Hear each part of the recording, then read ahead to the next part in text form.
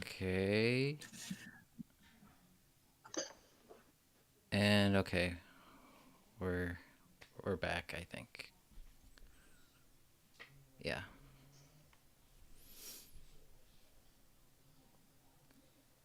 And we're back. Are we? Yep. Yes. I'm seeing What's it. up, everybody?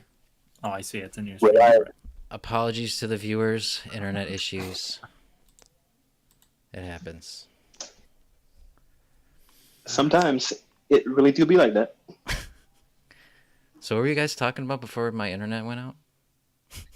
The Godzilla vs. Mothra from the 90s sucks. Um, Kino and D Man were having a slap fight over Destroyer.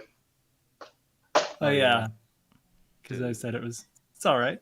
Destroyer is. That's the thing. It's not an absolutely terrible film, but it is profoundly, just insanely overrated. That I could agree with, for sure. It does very little with any of its potential. Destroyer is a completely overrated monster. God, I love how that's like the first thing we say on here. Hey, should we just throw out all our most accurate takes right as we're picking the stream back up?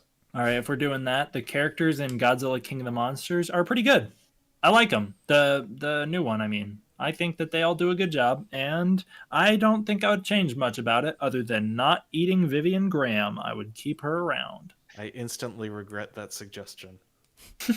I think Emma should be cut out of the movie, and that Zawa should have been the main character in the first half. Serizawa should have been the main character. That I could agree with. I disagree that Emma should have been cut out. I think she is a pretty important part of that movie, and I think that she makes a lot of good points that I'm glad we're in the movie. The movie's too bloated for my taste.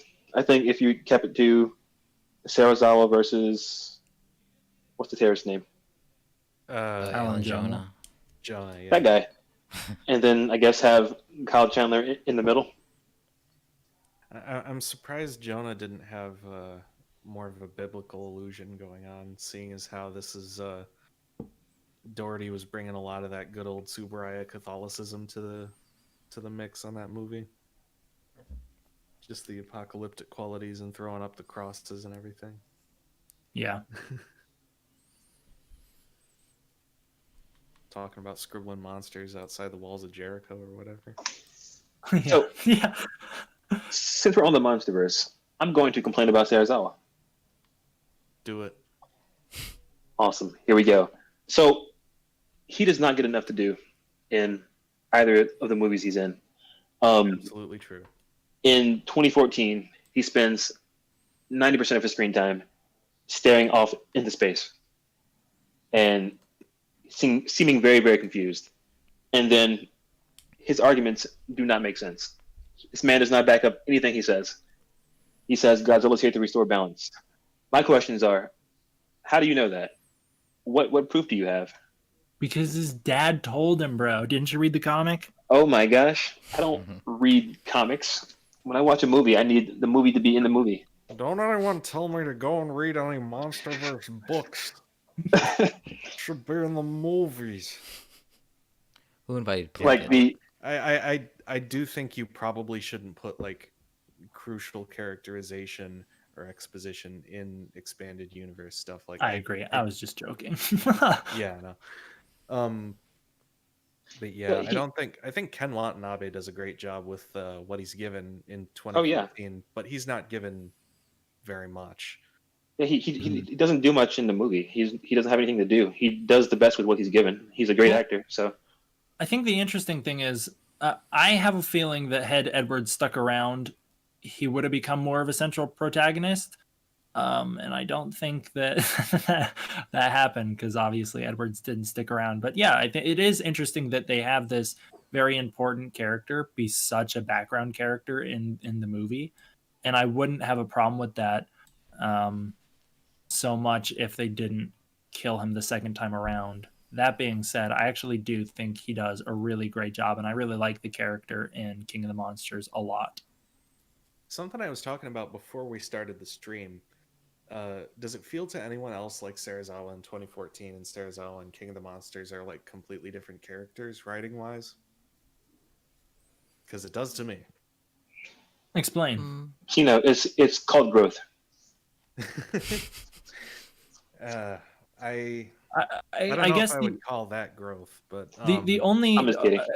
the only point I could see is that in 2014 has a very strong anti-nuclear policy, and then you get to King of the Monsters when he kills himself with a nuclear bomb. And I guess that's also just that movie has a very strange attitude towards nuclear weapons in general, and I think that is tonally disconnected between the two movies, and so there is a little bit of awkwardness with Serizawa. But I think everything with his opinions on Godzilla and the way he treats nature overall, I think he's the same in both. yeah, I think his lines to me are the big thing. They just have a different vibe to me in King of the Monsters. In particular, I'm thinking of like there's the rambling platitudes that lead into the fortune cookie joke. I fucking love Which that speech. it's not a bad speech. It just feels really weird to me coming from him. And then there's that whole kind of wounded. Looks like you got your wish, Mark. Like he always in the first film to me he seemed kind of uh like outspoken about like not nuking a city per se, but like in terms of personal stuff he seemed, at least to me, a little bit reserved, a little bit quiet, and that line coming from him felt like kind of a little snipe there, and it was just Mhm. it felt odd to me.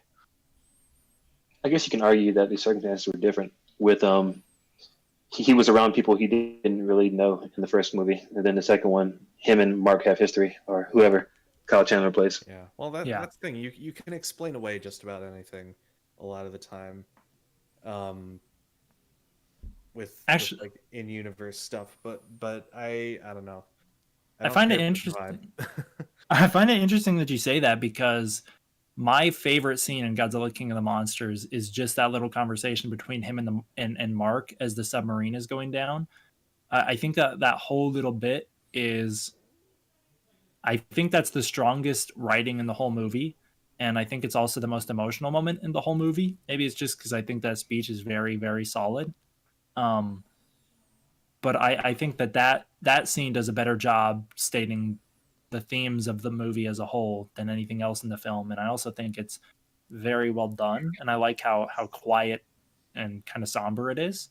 Um, yeah, I don't know. I thought that that's actually the best moment in the whole movie. That had just as much emotional impact on me as Godzilla rising up and shooting his beam in the sky.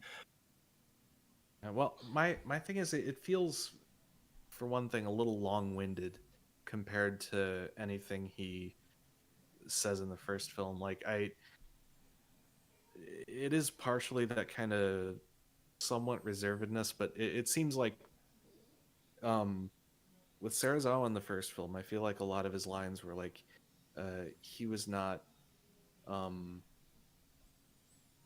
going on at great length about things, but when he did speak, it had a good deal of impact. Whereas with King of the Monsters, he's going on for like a solid minute or something about who knows what miracles you can achieve when you believe, and that kind of thing. Prince of Egypt. Yeah. But yeah, speaking of your biblical allusions, but yeah, it just has a very different vibe to me, and it just feels kind of blunt and obvious in a way, and lacking in a kind of elegance that I felt like some of his dialogue had in the first film. Not that, not that I'm holding up 2014 necessarily as an example of brilliant writing or anything, but I think It really isn't. Serizawa was more effective to me in that film. And partially it was that kind of economy in terms of his dialogue. I don't want to be like just super confrontational. You're wrong, but um, But you're I wrong. mean, Is what you you're are saying. wrong. Yeah, you're definitely no. You're well. You're entitled to your own opinion. For me, that is Serizawa's best. That scene is probably the best writing in the MonsterVerse, in my opinion. I think that's the scene that truly and I'm totally okay with Serizawa talking more, because I felt like he didn't talk enough in Godzilla 2014. So they're finally giving him something to say, and I think what he has to say is a very valuable lesson, and I think that a lot of people should listen to that lesson. I think that it doesn't just apply to like, oh, get over the fact that your kid died by this big monster. It's just about life. If someone wrongs you, maybe don't hold it against them forever, and maybe you should try forgiving people. I think Mothra versus that's Godzilla did it better. it did do it better. I won't argue with that. But I just think for the MonsterVerse, I think that scene overall, in my opinion, I think that's the strongest writing that they've had so far. I think maybe the difference with Serizawa between the two films is that he's pretty passive in 2014, whereas in King of the Monsters, he's like almost at the very top of like. Well, he is playing defense in all Yeah. of 2014. He's very active. In 2014, he's been plopped into this room of people who disagree with him, and he's the one guy with his opinion that's different Because than everybody else's. This man does not back up his opinions whatsoever in that movie. No, he just says things, and the guy he was talking to was very patient with him. Because Serizawa brought nothing to the table in terms of substance. Yeah, but he brought his dad's pocket watch. Remember? It's weird because I feel like the brevity of Serizawa's lines in that movie are a lot of what makes him effective, but at the same time, I feel like the movie doesn't elaborate enough on his beliefs. So it is kind of a weird, contradictory, I guess, having my cake and eat it moment, but I don't know. I think a similar character done better will be Nagamine from Guardian of the Universe. Because her and Serizawa seem to have a decent bit in common, being the resident kaiju expert. But Nagamine has more agency in her movies. She has more substance to her arguments. There's more meat in the back and forth between her and the military in Guardian versus Serizawa and the military in 2014.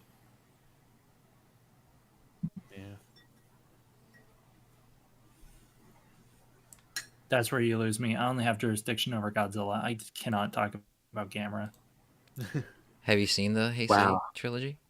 I have seen the Heisei trilogy, but it's been about 6 years, so I have not seen it in a long time. So I'm not going to try and talk about it. I'll stream those in the server we're using after this is over. But that sounds illegal. Kind of tangential, but that just kind of made me think for a minute. The comparison with Nagamine, like getting Yukijiro Hotaru in a MonsterVerse movie. But like, for one thing, I don't know if he speaks like any English, but it does kind of seem like he absolutely will not turn anything down monster related. Because he was in Reigo and Raiga that I've seen. He's also in Norman England's movie The Idol. It seems like he's happy to just be in just about it. He was in Gamera 4 too, the fan film. You're talking about the detective, right? Yeah, Inspector Osako. Yeah, that guy. This is the guy that shows up in GMK, maybe.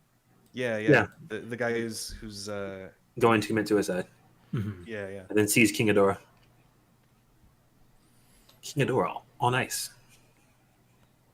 What do you guys think of GMK in general in regards to the topic, like characters and plot and everything? Like, where does it stand for you? Because that's a pretty like held up, like high esteem entry in the Godzilla series for a lot of people. GMK has become my least favorite Kaneko giant monster movie. I do think it doesn't really hold up to the Gamera trilogy, but it's also one of the better Millennium Godzilla movies. Yeah, I can agree with that. I like the relationship between the father and daughter in that movie. Yeah. I like the characters in GMK, honestly. I kind of wish I don't know how they would have really gotten more of them in there without kind of compromising the overall story, but like the BS Digital Q crew, they're kind of like the Godzilla Prediction Network to me in that, like, when the movie's over, I'm kind of like, I like those guys. I kind of wish we had, a little more of them. What more would you have wanted to see of them? I don't know. I don't have that much of a specific wish list. I just think they're neat and fun to watch. Oh, speaking of Millennium films, Godzilla 2000. I think that movie took a lot of what the 90s movies tried to do and actually did them pretty well. I would agree. The main character, Shinoda, is that his name? Mm-hmm. Yeah. He is an improvement over what they were trying to do with Mickey in the 90s movies. Like, he actually has reasons for why he wants Godzilla alive. He thinks Godzilla will be a benefit to science, to the advancement of mankind, because you have this indestructible monster with crazy regeneration, which could be pretty useful. So, and he also has a prediction network to try and minimize the amount of destruction Godzilla causes, which he is. I appreciate him for having a good reason for why he believes what he believes and actually trying to keep Godzilla from harming people, as opposed to Mickey, who just says leave Godzilla alone for 3 films. Yeah, that's the thing. I feel like Miki is kind of a mouthpiece for, like, fan sentiment, and, like, obviously we all like Godzilla. It doesn't work. I don't like justified Godzilla that at all. well in the movie. In the movies, rather.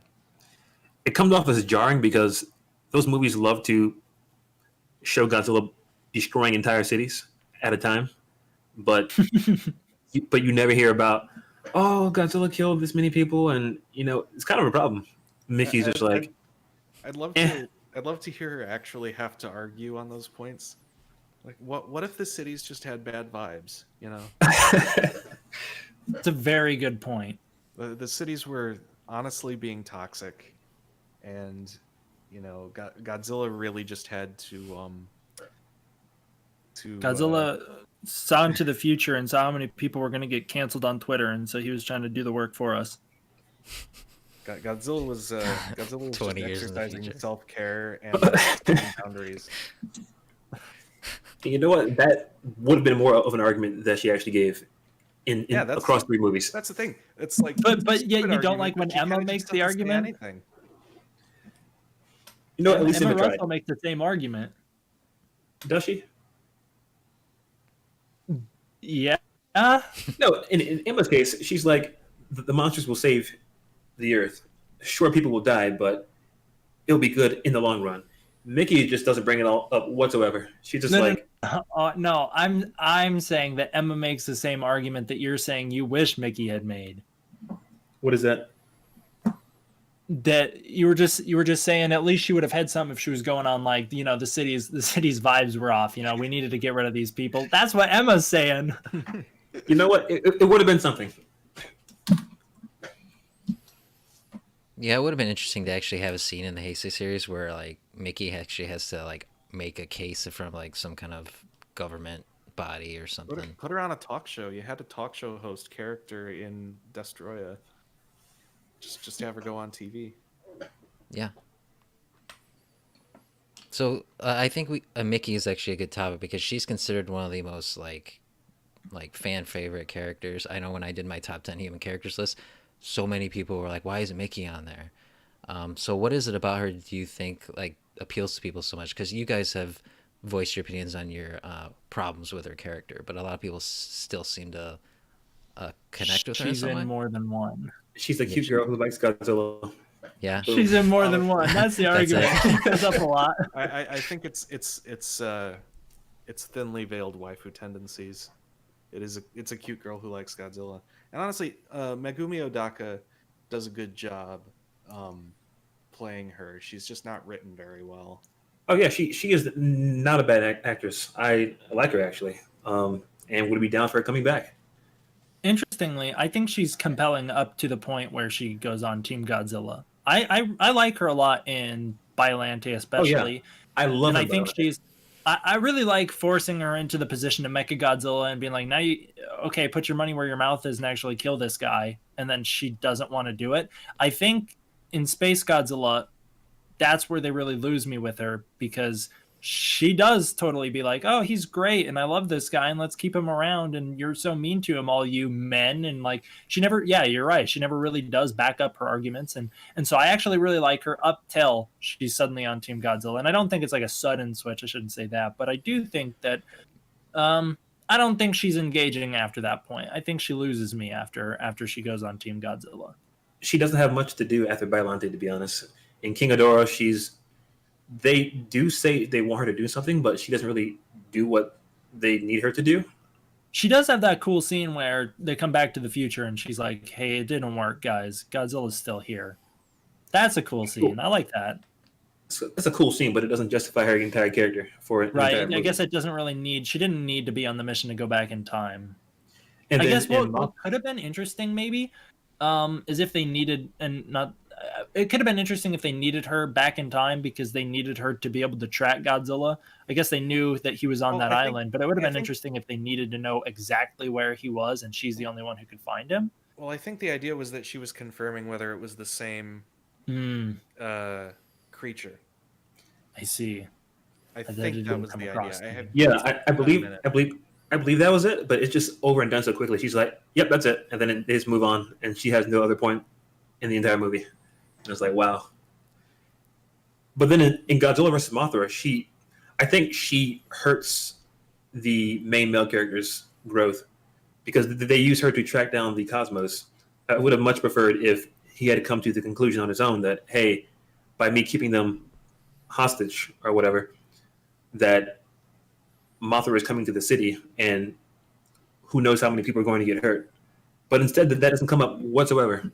It would be a little more impactful if he did have to come to that on his own instead of everybody showing up and guilting him.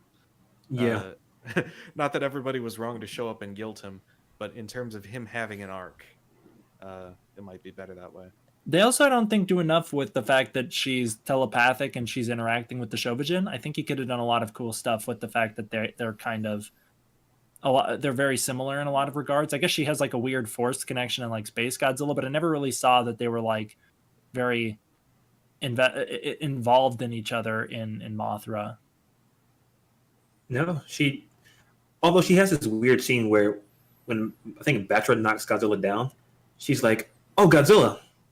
Yeah, that's like the first language. instance of her where she's like suddenly cares about Godzilla, like, and it just comes out of nowhere. Yeah, Like, what? That's my job security. No. She does. The second half of Space Godzilla, she's a little stronger when she's actually doing things, I guess, because she's been kidnapped and forced into an active position. I think when they start to actually like play around with her powers a little more, it's interesting when she can like start to levitate stuff. But I don't think they do enough with it. I truly think that the reason people like her is because it's like, oh, it's a person with superpowers who shows up a lot, and that's about the extent of why they like her. I think after Mechagodzilla, where she hesitated to act, it would have been cool. So if we skip Space Godzilla and go straight from MG2 to Destroyer, and they bring in another psychic character, I think it would have been cool if they brought her in to replace her for not doing her job like she should have. Yeah, that could have been cool. And maybe some conflict for her to. Yeah, and then she would have to choose between, hey, I really have to impress my bosses because I'm the only one on the team speaking for Godzilla. So if I'm gone, then Godzilla's really going to be in trouble. Yeah. Yeah, lots of missed opportunity there. Yeah. Well, that's the thing.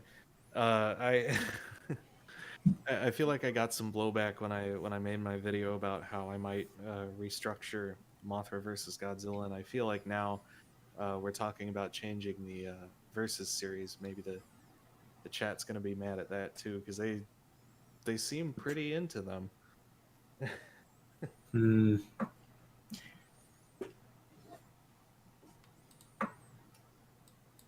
Is there a Heisei character that you like, that you enjoyed, that you felt was very well executed? I love the bum from Return of Godzilla. He does not belong in that movie. No. He does not belong in that movie. No, he does not. The first time I you- watched that movie, it felt like it felt like I had fallen asleep while watching it. I was younger, and I woke up. I think at this, it was the English one, I think. And I woke up when he's like running through the city, and Godzilla's like about to step on him, and he's like yelling at him. And it felt like I had woken up into a different movie. Can you imagine the bum being in the first movie? Oh my god. Yeah. You Speaking think you're of a big shot, Godzilla? speaking of Godzilla 1984, as far as a character that I do enjoy, I think the Prime Minister in that movie is a decent character. He's not in it that much, but I think for the type of character he's supposed to be, I think he's fairly well done. I remember the first time watching the Japanese version, and you have that scene where he explains how he convinced the Soviet Union and the U.S. to not nuke Godzilla. And I think that's just a really well executed and well acted dramatic scene. Yeah, and that is one of the things I will say. I'm a big fan of Godzilla 1985, the U.S. edit. I think overall its approach works really well in terms of what it sets out to do. But it is kind of a shame that they lose so much great stuff with the Prime Minister, because they really cut like a lot of his weightier moments. The Prime Minister is the better part of that movie. The romance, I guess that's a romance. The movie treats it like one, but they never really go anywhere with that. And the brother stuff, it's interesting at first with the whole blackout, with the news blackout, but once that's resolved, I don't really think the characters are strong enough to justify how much time we spend with them. Yeah, once they actually start getting involved in like the let's deal with Godzilla, I think they become much less interesting. Yeah, and that's another thing I think works about 85 is they trim them down a bit too. Like you do lose some of the news blackout arc, but like you also lose like the later bit with Naoko treating Maki's wound in like that little lab or whatever. Like you lose some moments of them, but like the upshot there is that their presence doesn't really feel as unearned, I guess. It's weird how they don't really mention that he kind of like betrayed them. I'm just amused by how the professor just does not care. Like this guy just waltzes into his lab, and he's like, and then he turns on his assistants, and he walks into his lab again, and he's like, oh yeah, they're in there. And he just man does not care. He cares about science. Man. That's his most important thing. He's married to the game. Yeah, I know. But that you mentioned the betrayal not really being mentioned in the US cut. If I remember, the US cut, the betrayal doesn't really even happen in it. Oh yeah, they cut that out, I do believe. Yeah. Yeah, but like, yeah, they cut off the reunion of Naoko and Kenny right before the photographer busts in, and then of course every subsequent scene dealing with that is cut out as well. And that works better because they don't do it. The movie doesn't do enough with the betrayal thing to really justify being in there, because so he takes advantage of her and then it's not brought up again. So it just makes him look bad, in my opinion. Yeah. Without ever being properly resolved. And then there's the thing where they're kind of coming around to each other a little bit. But I feel like that's not really set up all that well either. Like, what does he really do to like redeem himself to Naoko?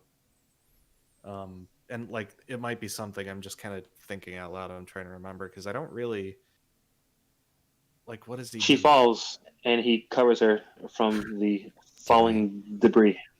I mean, Yeah, that's nice of him, but I don't know. Doesn't seem like a lot. Doesn't seem like a big character arc altering moment.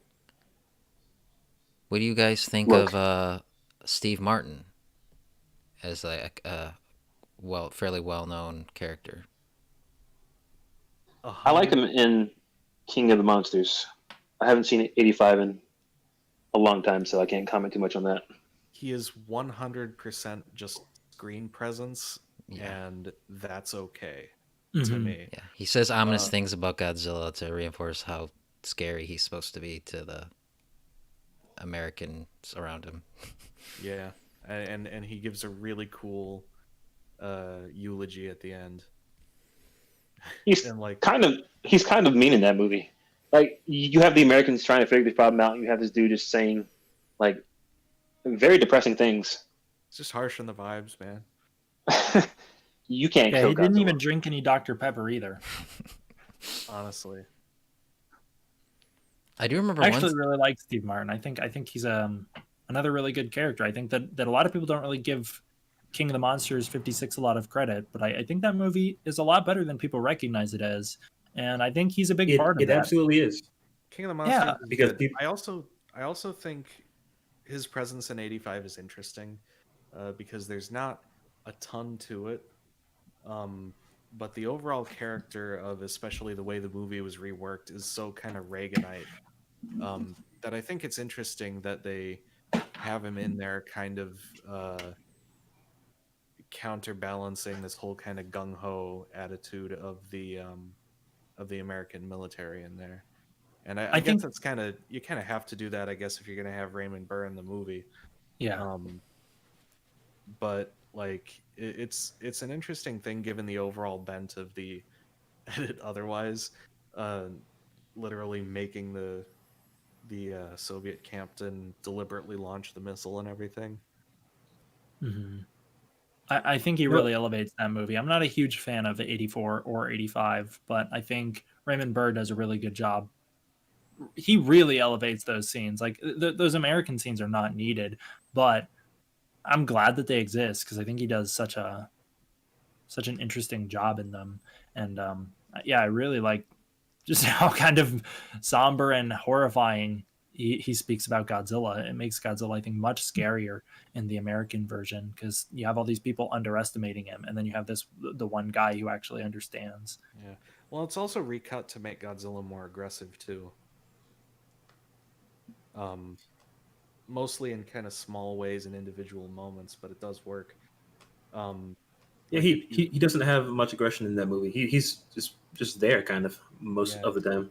Whereas in the US cut, like when they're testing the frequency generator, they literally insert a shot from the Super X fight later in the film where he starts moving toward the building before the maser tank shoots. So it's like they're just about to get destroyed, and then suddenly the military intervenes. And they also cut out a lot of shots of him just kind of standing around during the bit with like Maki and Naoko on the ground. They have him stomping more toward the bomb and everything. It's honestly pretty well done. It's pretty effective. Let's bring it back to Godzilla vs. Kong. So, what's the difference between the characters in that movie versus the characters in something like Sea Monster or Son of Godzilla? I don't think there's much difference. I think that they both do the similar jobs. I think in both situations, and this is something I was going to bring up as well, is what do human characters have to be all deep and nuanced? I think absolutely not. I think that the characters in Godzilla vs. Kong are just as interesting and engaging for me, anyways. I know a lot of people don't agree with that, but for me, they are. I think they're fun and they're likable, and I don't really need to know every single thing about this character, and I don't really need them to be like incredibly motivated by many different things. They just need to be engaging enough, and I think that they are here. And I think that in Godzilla versus Kong's a situation like most superhero movies where I think that the characters are a lot of fun. Like I don't think Spider-Man or Superman traditionally is a very nuanced character. They're all just like altruistic heroes who don't have any sinister motives at all, and people love them. Have and we then forgotten the Raimi movies entirely? I'm saying in general, Unacceptable. and I'm also saying like, okay, look at like Luke Skywalker, who a lot of people would prefer original trilogy Luke Skywalker to sequel era trilogy. Whereas a original trilogy Luke Skywalker it is nowhere near as deep or nuanced as sequel era. Excuse He's me? just a good guy. Yeah. Pardon me, D-Man, you have lost your speaking privileges. But the point is, the point I'm trying to make yeah. is I think that the characters just need to be enjoyable and likable and serviceable enough to do what they need to do in the story. And I think Godzilla versus Kong does this, and I think Sea Monster does this, and Son of Godzilla as well, like you mentioned, and even King of the Monsters, the new one, I think does that as well. The characters, I think, do what they need to do for the film, and I don't think they need to be the world's most complex character. You know what's cool So- about the characters in Sea Monster? What? None of them sound even a little bit like they were written by Joss Whedon.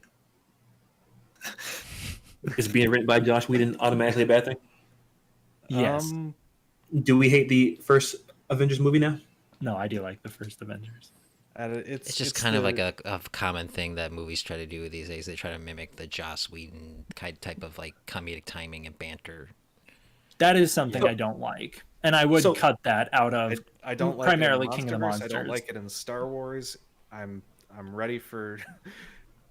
I'm hoping if COVID kills one thing, I'm hoping it's that style of writing when we start seeing more blockbusters. There is some honesty to it. You know, people don't take situations 100% seriously, even when the situations are. But I do think they really overdo it. And King of the Monsters, as far as Godzilla is concerned, is the movie the most guilty of that. It way overdoes this. Like, oh, everything's got to be snappy, and there's so much like haha banter going on, and it's too much. I think Well, Godzilla and vs. Kong does it much better. Yes, exactly. Well, and the style of delivery is just so irritating to me too, because it's just the weirdest combination of like obviously mugging but trying to be deadpan about it, like trying really hard but like trying not to seem like you're trying really. It's just irritating to me.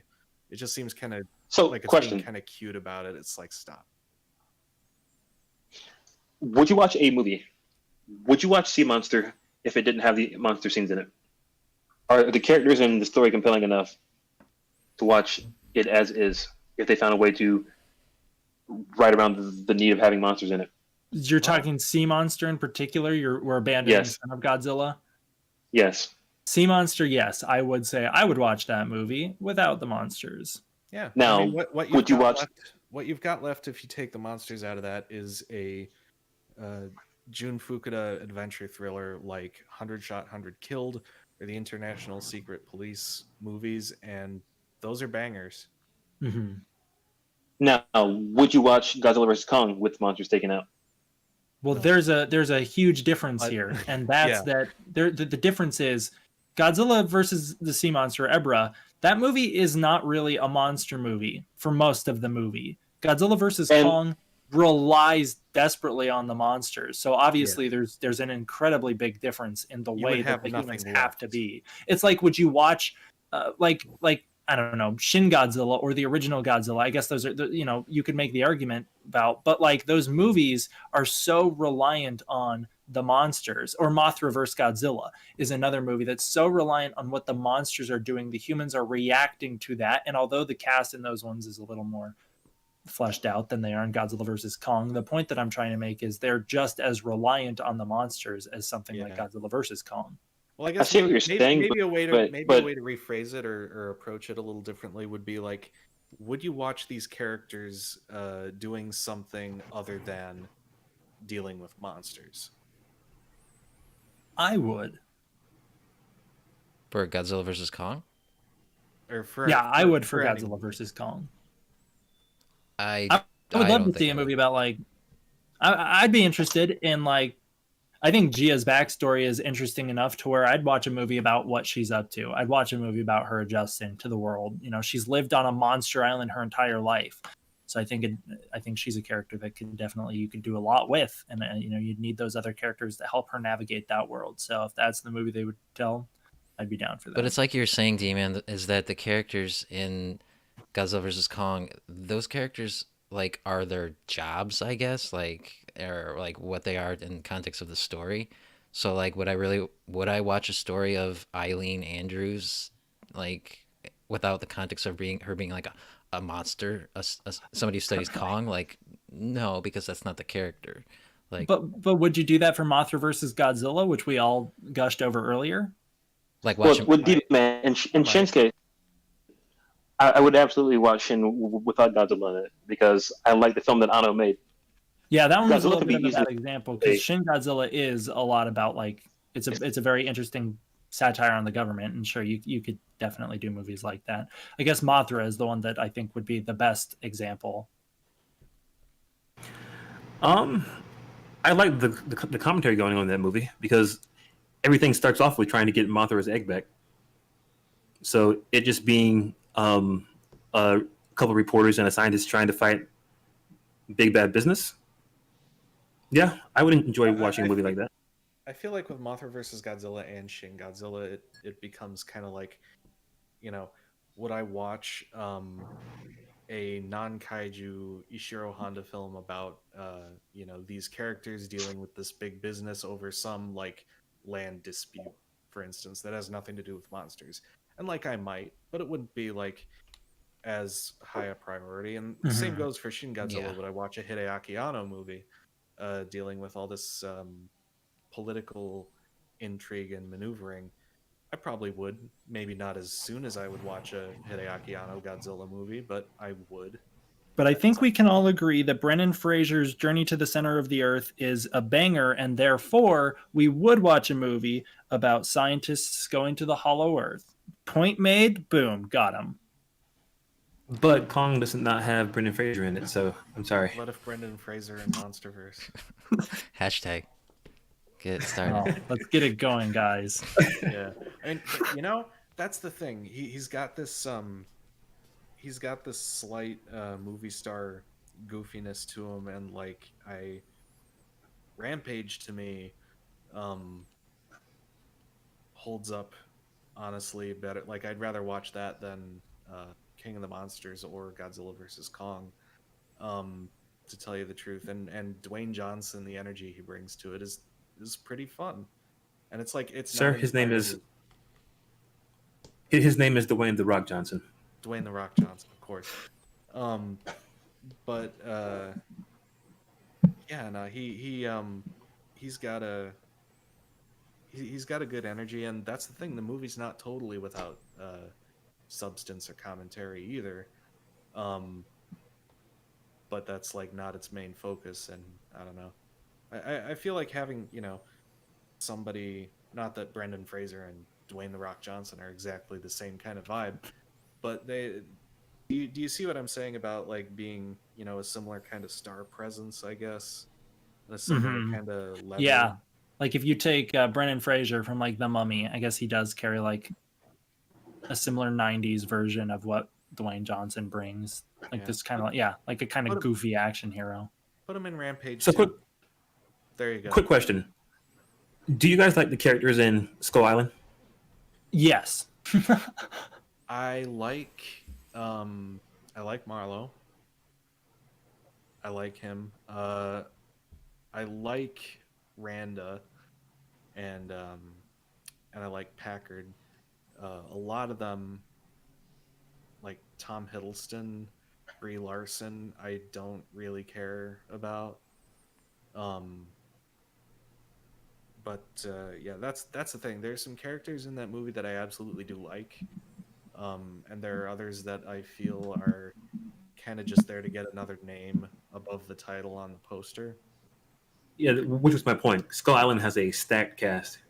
Yeah, I actually think and it's the supporting characters that I think stand out the most. Like all the side characters have their little personalities that stand out, and you remember them, even if you don't remember their name necessarily. Cole and Mills are probably my two favorites in that movie. I could watch a full movie just about those two dudes. And the thing with that one is I'm really biased towards Kong Skull Island. I think that's like the perfect kaiju movie. I think it's got the best pacing. I think it balances the human stuff with the monster stuff perfectly. I find every single character to be engaging. And like Cole and Mills, I could watch just a full movie about those two dudes stumbling around Vietnam during the war. I would love that. Yeah, I think that's a movie that I would love to see more of those characters. Mills is Jason Mitchell, right? Yes. And Cole is Cole's the one who attempts the heroic sacrifice, right? Yeah. I wish he got fleshed out a little more, because like I can kind of see what they're going for with his big moment there. Is like he doesn't really have that much to go back to, because like, you know, there's the whole haven't you got a bed, and he kind of doesn't say anything, and it comes off as just kind of a funny moment. um but I feel like they could have built on that angle a little more in there, and then maybe it would have clicked what this big character moment is, where he's saying you go on, uh and then doing this big sacrifice, because as it is, um it does feel a bit like it comes out of nowhere. What I think is really interesting about that movie is I really like the fact that none of the character development is in the forefront. You know, like you get a pretty decent amount of backstory into Conrad, Tom Hiddleston's character. You know, he is clearly a tracker because his dad went missing. And so he's a person who wants to find people who go missing so that nobody has to go through what he went through. And he has that like moment where they're talking about like, oh yeah, your wife totally thinks you're dead. And he's like, you'd be surprised how long people wait. Like these are just these little subtle moments where he's referencing like how sad he is about his dad. And I really like that the stuff isn't in the foreground of that movie. And with Cole in particular, I'm glad that they don't outright come out and say like, oh yeah, he's one of the many people who served in that war who did not have something to come back to. It was a country that did not want them back, and they had nothing here for them. I'm glad that they don't like put that in your face, because I think that would have taken away from the movie overall. But then if you want to look for it, it's there. You can see that he doesn't have anything to go back to. He does not really want to make it off the island. And so I think that's why his death is very appropriate, and also That's pretty sad if you true, look but into it. you have that big moment though that hinges on that though, and so I think you kind of need to make sure that like people are definitely on board and get it. Well, I don't know, because that moment is also It's played for a comedy joke. too. It's a very nihilistic movie, and that scene is a joke. You're supposed to kind of laugh at how much of a failure this attempt was, and Yeah, so sure. No, it can work as a I really don't have a tragic problem. moment. I don't have a problem with that necessarily. It's just that, you know, why he's doing it all of a sudden kind of it took me a few times to really get it, because I was kind of scratching my head the first couple times I saw it. I don't know. Yeah, for me, that really helps the movie. I like when movies don't just tell me every single thing about the character, because I like going back and watching movies again. So what it sounds like is Skull Island has the best human characters in the MonsterVerse. Yes, sir. You got it. Yeah, I would agree with that. really dispute that. I wouldn't say they're perfect, but I would say Oh, overall, yeah. So what you're saying is the MonsterVerse is at its best when Kong's in it. Yeah, precisely. Because what I'm saying is that it's almost like Kong is more interesting than Godzilla. It's like Kong is carrying this universe, isn't he? well, his 2 movies are the most successful. I actually don't. Box office wise, I think 2014 might be a little bit more than Skull Island, but in general, No, I think did Skull Island outgrossed 2014. Yeah. It did. Okay. So maybe it should stop being the MonsterVerse and start being the Kongverse. I'm for that. I'll take that in a heartbeat. I have mixed feelings about what Legendary has done with Godzilla thematically, so I would be all for them just focusing completely on Kong, because Kong does make for the more That's the thing about interesting. Kong, is there is subtext to Kong, but like it's not as central to him, or it's not something that people necessarily feel as obligated to deal directly with. And I think, considering how they handle the thematic elements of Godzilla, that's probably for the better. What do you like about Godzilla? What do you guys not like about him thematically? I think he's perfectly in line with the Toho version of the character. For one, I don't like how they changed his backstory, in that all Godzillas up until 2014 were products of man's failure. But in the MonsterVerse, they changed him to where he always existed like that. Yeah. And I'm not like a big, you know, obsessing over lore person, but if you're gonna deal with the whole nuclear angle,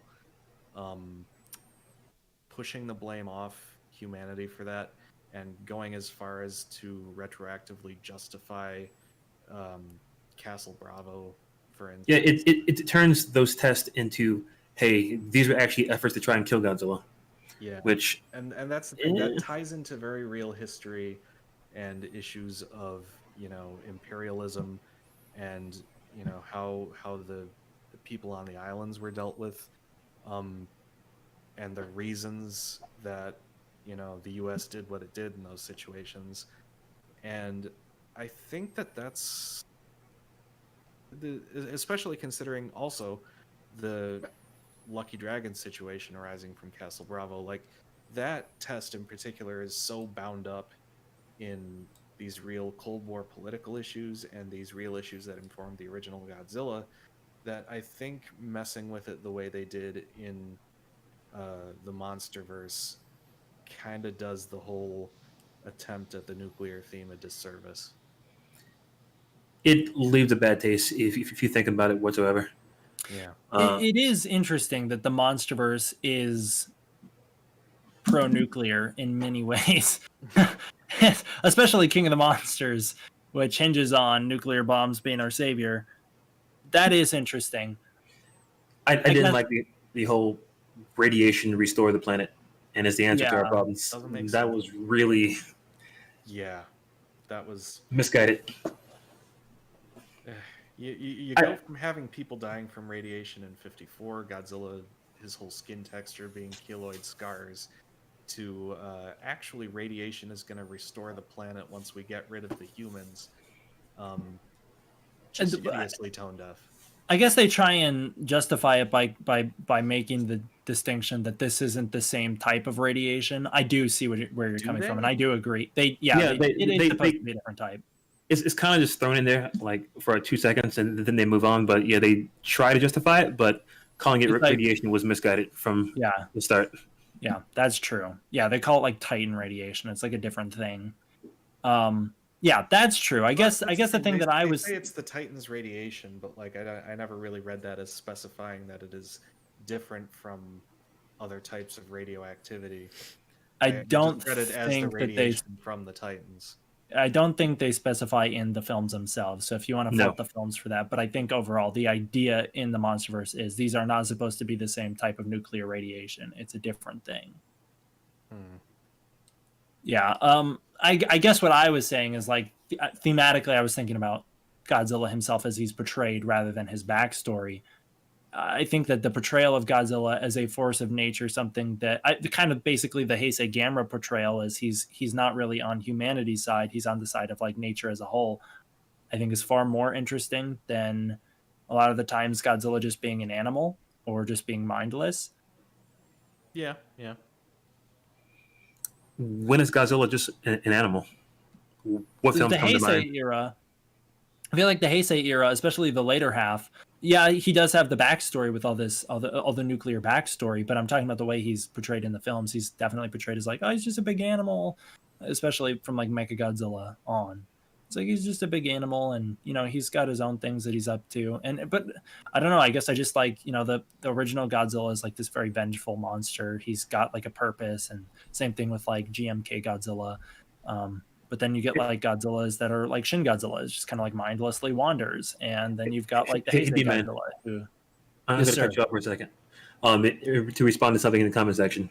So the difference between Chernobyl and what was done in King of the Monsters is that the miracle of Chernobyl was not the radiation; it was that humans got out of the way, and life came back despite the radiation, not because of it. Yeah, and that's what's weird about the radiation thing to me is it's not even necessary to explain the regrowth of plant life and animals kind of reclaiming the cities after they've been, deserted by humans. You don't really need the radiation to explain that. So it's odd that they bothered. Yeah, and not to mention, look at the life in Chernobyl. It's not the same life that was there before. Yeah. Everything's very mutated and not great. So I'm not saying it's impossible to make a pro-New Godzilla movie. I just don't think that it was done justice in that movie. It had too much going on, and they should have avoided the topic of radiation. But that's fair. That's fair. I guess I wasn't thinking about that when I was trying to defend it. I was mostly thinking about Godzilla as basically Earth's protector, which I think is a very interesting aspect, and I think I like that take on him. I think if you're going to do the good guy Godzilla, that's the way to do it. I don't like him being a good guy. I think that he should always be neutral or bad. Well, Well, I speaking think of which, if you're going to have him be much of a good guy, then you're better off not really engaging that much with the whole nuclear angle. I think that's an okay approach. Like the late Showa, where he's just an outright superhero. They don't really. yeah, I think the last time that much, except for like Terror of Mechagodzilla with the super Geiger counter, but that's about it. Yeah, I think the last time they mentioned him being radioactive was Astro Monster. Prior to the Terror of Mechagodzilla thing, I think. Yeah, they kind of avoided it in Hedorah at all. No. Yeah, I don't. That's interesting. That feels like they would do that. No, they basically turned him into a superhero. They avoided the whole radiation aspect of his character, which is smart, which is what I think the MonsterVerse should have done.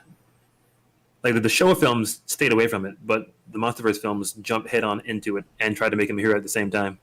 I think it's because they're introducing the character, whereas Hedorah was more of a continuation of the films prior. They didn't really have to explain it. Yeah.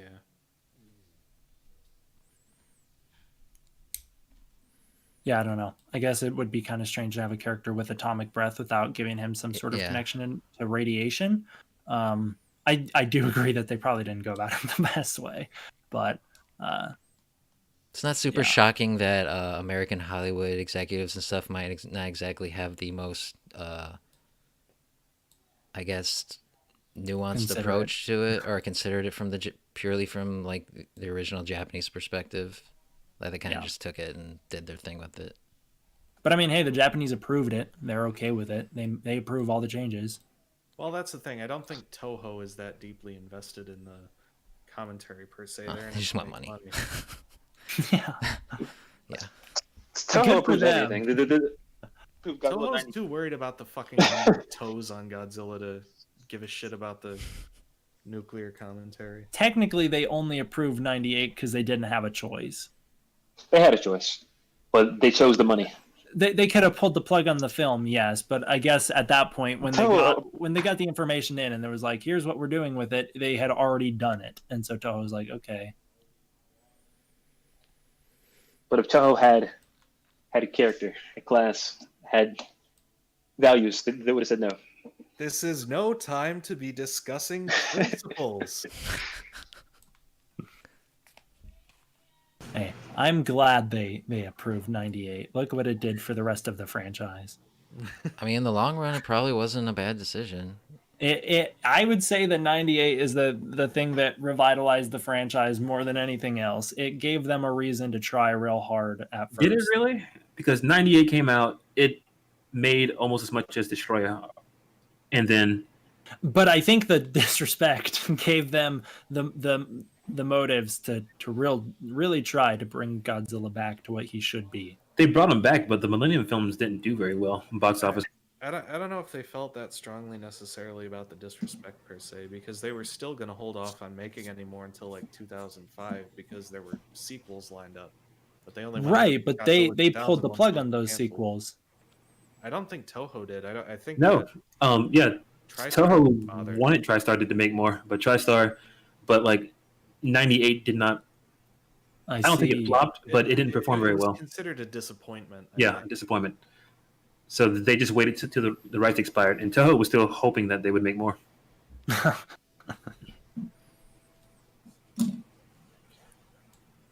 See, they don't care about principles; they care about the money. Yeah, that's how they approved the anime trilogy. Oh, you know what? I'll take that over boring toy commercials. Yeah, they're just boring, not toy commercials, but that's another point. Look, you and I had to fight over Hedorah. We don't need... I like the anime trilogy. I'm just messing with you. we're way off the character thing right now. Yeah, we are. Well, guys, I think now will be a good time to maybe wrap this up. So I think I'll ask one more question. Considering the topic, I know all of you have heard the thought that human characters don't matter to these movies. It's a common sentiment, especially with people that don't normally watch these movies. And I guess I just want to ask, where do you think that comes from? Like, why is that a thought for monster movies and not like other types of genres? Because the humans are so small. I think that it's the same thing. Like if the MCU followed Shield, like let's say that the Avengers themselves could not speak. They were just their superpower. And the MCU was all about Shield, and then at the end the superpowered things would come in and solve the problem. I think it's just this weird like situation where the humans themselves are not often able to directly affect the outcomes, or they're not able to be the ones who are directly involved in the final action. And so I think it creates this like weird thing for people who just can't really connect with the humans are carrying the film. And then there's these other big characters that are also involved that don't get as much time. I think this is like this weird little clash that the kaiju fans are used to, but nobody else is used to. Well, I think it's also partially condescension to kaiju films as they've been made before, because you have decades and decades of bias of these being basically insubstantial films that are, just have these cheesy effects and bad dubbing and all this. And Yeah, the very bad rarely dub. will hear anyone outside of like kaiju fandom bring up anything of substance in terms of commentary outside of like the original and Shin Godzilla and maybe like Hedorah. Whereas there's all kinds of commentary going on and all kinds of interesting thematic stuff throughout a lot of the series, but you very rarely see it get its due credit for that. And so I think a lot of people's whole idea of these is just that, they aren't and shouldn't be that substantial, because they've, the prevailing sentiment has been so long that like anything except for just the entertainment value of monsters slapping each other around is dispensable. You can just dismiss it entirely. Right. It'd be like if we looked at like the Nolan trilogy the same way we look at the Adam West Batman. It's like these things do exist. These silly things, they are out there, but that shouldn't coat the entire genre in this silly light. Yeah, I do think people do that a lot. Yeah, and there's nothing wrong with being silly either, and you can be silly and have some substance to it as well. But I don't. People know that they can be silly. I think a shame that they don't seem to buy that they can be more than that as well. And I think that describes the early Showa films. Like, they can be silly. Godzilla danced and he played volleyball and et cetera, but there was often substance in those movies, like Mothra vs. Godzilla and King Kong vs. Godzilla, and to an extent, even Astro Monster. But it's also interesting when you look at like what's one of the number one Godzilla movies in terms of fandom and in Japan, and it's Biollante. That's a movie that no one in America has heard of. So like they ignore the ones that I think they would be able to get into a little more because they weren't as widely available and because I guess they don't have the interest. Yeah. I think Megalon movies were on TV for years and years and years. Whereas Biollante kind of just went straight to VHS and Laserdisc. Megalon like is the American sentiment of what Godzilla is, and it sucks.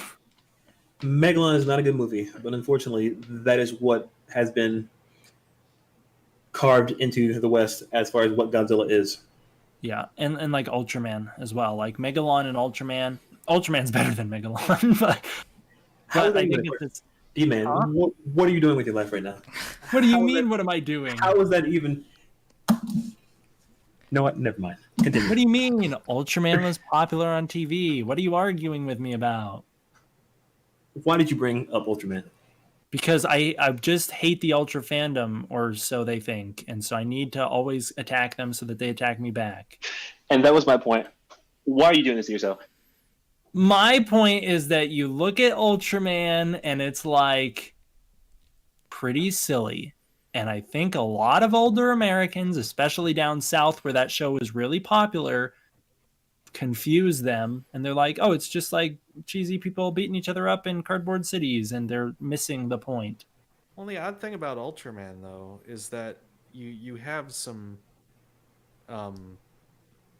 more overtly silly and outlandish elements. Like you have Ultraman, which is transparently just a guy in a tight costume, and you have some stranger-looking monsters too. But you also have that paired up with some really strong storytelling. And Yeah, some great directing, some great That's scenes. that's what I was trying to say is like they missed the point and it's better than Megalon. I just think people take the wrong parts of it. Yeah. They still do it with New Ultra too. You have so many people complaining about how those are toy commercials, but like they've got these obvious plastic things that they focus on for maybe a good minute or so per episode. But at the same time, it's still good stories being told very well. And I don't think they get their due credit for that. I also think maybe I'm a little more immune to that toy edit quality in newer Ultra because I watched a ton of Super Sentai before getting really into Ultraman, so I'm maybe a little numb to it. I wonder what the outside perspective. I guess it's like like comic book culture. You know how it took a really long time for people to come around on comic books. I guess it's kind of like the same level of we look at it as like being this silly because we missed the point, and we're just still living in a world where they missed the point. And I think that the MonsterVerse was an opportunity to prove people wrong. Godzilla versus Kong is not the movie to do that. I think that the other films is where you should have done that. Yeah, and that's the thing. I think they tried, but I think they fumbled it. I think they got scared. Anyway. I think what happened is they tried. People pushed back on 2014. People pushed back on King of the Monsters, and I don't think they will try again. No, not after the success of Godzilla vs. Kong, especially. I think this is the route we're going down. So what you're saying is that the MonsterVerse are going to be the new Transformers movies. You got it. I think they're better than that. I can tell what's going on in the action scenes. I can tell what's going on in the action scenes in Godzilla vs. Kong. Yeah, and Skull Island. But I don't know. Can't really necessarily say the same for King of the Monsters all the time. That's true. The colors are better. That's for sure. You can at least they're nice to look at. They're not dull and brown and gray. Yeah. Other side from 2014. That's the thing. I feel like with 2014, it gets a lot of flack for like hiding stuff, and it's not. I think so much that it's hidden necessarily, but that it's just kind of unpleasant. I think having nearly every major monster scene in just this torrential rain, like Ghidorah affecting the weather is a neat idea, but I think the result of that is just that it's just so dreary to look at for most of the monster fights. Mm-hmm. It's a very ugly movie that people cherry pick a couple of screenshots from to say it's beautiful. You're talking about King of the Monsters? Yes. Yeah, King of the Monsters I think does have some of the best visual moments, but overall I do kind of agree that it's a little too chaotic. And yeah, I think it's funny when people talk about like, oh, that movie's like all monster fights, and it's really not. The monsters don't really fight on screen a ton. They are fighting a lot, but not on screen. And when they are, you're not kind of hard to tell what they're doing. They do kind of shift away from the monsters in King of the Monsters a fair amount. Not as like I think it's not as like overt necessarily as 2014, or doesn't feel as much like a deliberate tease, but they do kind of. It feels like you don't often get just a whole lot of the monsters fighting uninterrupted. Mm-hmm. Yeah, it is like a weird thing where I think they trick people into thinking that they're getting more of what they want, because I guess I haven't gone through the screen time, but I'd be willing to bet that Godzilla has pretty similar screen time between the two films, and I I'd think be he does, willing to actually. bet there's more screen time of the monsters genuinely fighting each other in 2014 than there is in King of the Monsters. But I think the movie does a good enough job of tricking people into think they're getting what they're wanting by having them dispersed throughout the film, which is also another point. I don't think people know what they want. I don't think they know what they when they say that they only want monster stuff, because a lot of the fans really like what King of the Monsters does, but it doesn't give them any more of what they want than 2014. It just gives it to them different. Yep. You know what? I think that's a good point to end on. So, thanks guys for coming to have this discussion. It's been fun. It has been fun. We should do this more often. Yeah, definitely. And next time we should talk about why Ultraman could not beat Weibig in a fight. You are trying to cancel yourself. And you know what?